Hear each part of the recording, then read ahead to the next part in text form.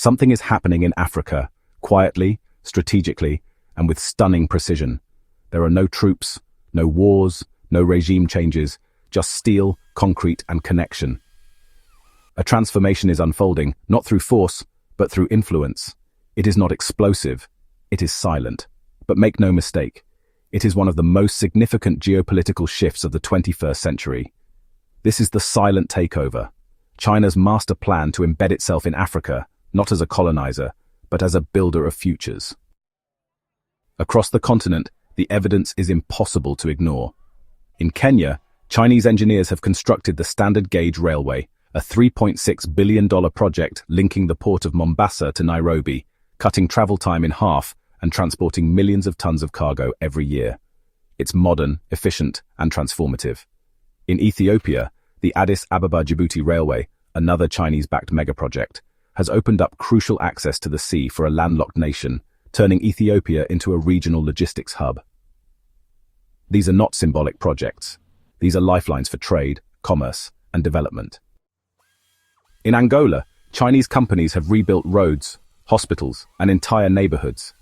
In Zambia, they've constructed hydroelectric dams that are lighting up homes and powering industries. In Ghana, they've paved highways and built industrial parks. And in Rwanda, they've helped transform Kigali into one of the cleanest, fastest-growing cities in Africa, with smart urban design and new infrastructure rising across the skyline. It's not just what China is building, it's how fast it's building it. But this is just the surface. Please take a moment to drop a like and subscribe to the channel. China has now become Africa's largest trading partner, with bilateral trade exceeding $250 billion annually. This isn't just raw materials going one way and electronics going the other. It's a complex, growing web of two-way commerce, from copper and cobalt to cars, consumer goods, and textiles. Chinese factories are setting up inside Africa's special economic zones, providing jobs, technology transfer, and industrial growth. Chinese investments are present in nearly every African nation. In the Democratic Republic of Congo, Chinese firms dominate the cobalt mining sector, which feeds the world's demand for batteries in smartphones, laptops, and electric vehicles. In Nigeria, Chinese companies are building not just railways and roads, but also oil refineries, special economic zones, and tech infrastructure. In Egypt, a massive new administrative capital is being built outside Cairo, with major support from Chinese construction giants and financing. Technology is another front of China's advance. Telecom giants like Huawei and ZTE have built mobile networks in over 30 African countries. They are laying the foundation for fourth generation, fifth generation, and smart city systems. Surveillance infrastructure, cloud data centers, and even national ID systems in countries like Zimbabwe are being run with Chinese technology. That means the digital DNA of these nations, their communications, their security systems, their e-government platforms, are increasingly dependent on Chinese innovation. Gap 1S. And then there's education. China is winning hearts and minds in Africa through soft power. Over 60 Confucius Institutes operate across the continent, offering language programs, cultural exchange, and scholarships. Tens of thousands of African students now study in Chinese universities every year, many of them funded by the Chinese government. These students return home with degrees, relationships, and an understanding of China that goes far beyond business. They are the future decision makers, executives, and policymakers, and their worldview is shifting. Now let's talk about the West. For decades, the United States and Europe saw Africa as a place of aid, not investment. While Western governments issued lectures on governance, democracy, and reform, China showed up with tools, trucks, and technicians. Western involvement often came with strings attached: political conditions, structural adjustment plans, and ideological expectations. Meanwhile, China's message was simple: we'll build what you need, and we won't interfere. That resonated. American influence in Africa is now shrinking. US companies are cautious, often discouraged by perceptions of risk. US foreign policy has been reactive, inconsistent, and largely focused elsewhere. Infrastructure? The US has launched initiatives like Power Africa and Prosper Africa, but results have been slow, fragmented, and modest compared to China's massive projects. While Washington debates, Beijing delivers. And European powers? Many African nations still carry the legacy of colonialism. Their skepticism runs deep. While France struggles with military interventions in West Africa and protests against its lingering influence, China is quietly gaining favor by building, not bombing. Even militarily, China is making subtle moves. It has established its first overseas military base in Djibouti, a small nation with huge strategic value at the mouth of the Red Sea. But China doesn't advertise its presence with fighter jets or combat patrols. Its base supports anti-piracy missions, logistics, and peacekeeping operations. It trains African officers, donates military equipment, and slowly builds trust.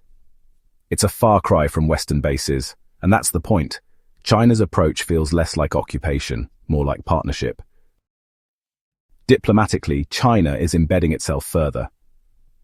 Every few years, dozens of African heads of state travel to Beijing for the Forum on China-Africa Cooperation, or FOCAC. These summits are not just ceremonial.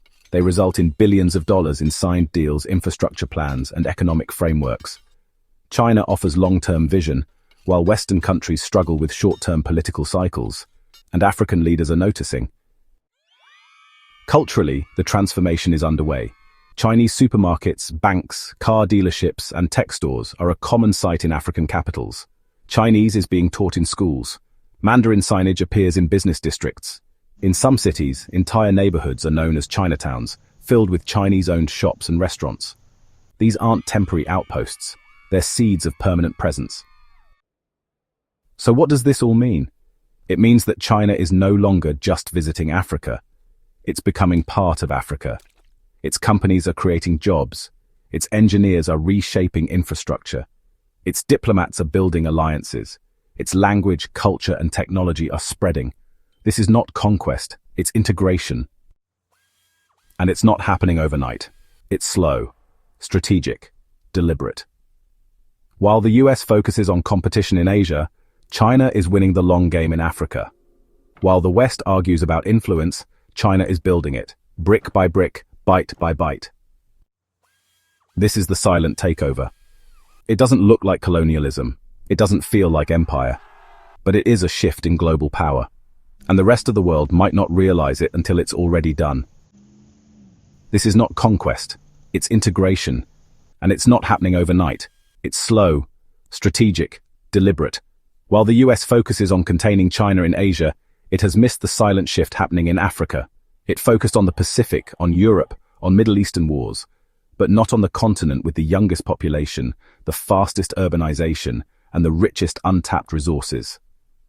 The United States made a critical miscalculation.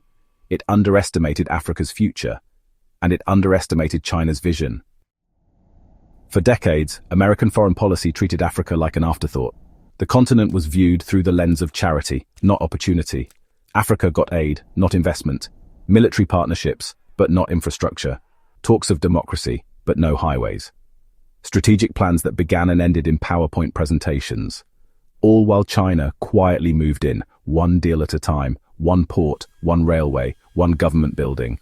While the US hosted summits and gave speeches, China rolled up its sleeves and poured concrete. And the result? China has effectively outmaneuvered the West and taken over an entire continent without firing a single shot. Now, China holds influence over critical shipping routes through ports it helped build. It has access to rare earth minerals, oil, natural gas, and cobalt, resources the world needs for electric vehicles, batteries, AI, and advanced manufacturing. It has partnerships with over 50 African nations. It has shaped Africa's digital future with Chinese telecom infrastructure. It has placed itself as the indispensable partner for Africa's economic rise. This influence won't just stay in Africa. It will ripple across the globe. As African economies grow, they will remember who helped build their highways, hospitals, and universities. When African leaders vote in the United Nations or form alliances in global forums, China will have their support. As Africa's population surges, set to reach 2.5 billion by the year 2050, China will already be in position, with cultural ties, business networks, and long-term loyalty deeply rooted. This is how great powers rise, not just through military might, but through smart diplomacy, relentless investment, and strategic patience. The US may still hold global influence today, but China is building the foundation for tomorrow. And that foundation runs through Africa. So when the West finally wakes up and asks, how did China get so powerful? The answer will be simple. Because while others watched, China built. While others talked, China listened. And while others hesitated, China moved. Africa isn't China's colony, it's China's partner. And together they are building the future. This wasn't a hostile takeover, it was a missed opportunity, a mistake the West may never recover from, because by the time they realized what was happening, China had already won, and the silent takeover was complete. Please drop a like if you enjoyed the video and subscribe for more content.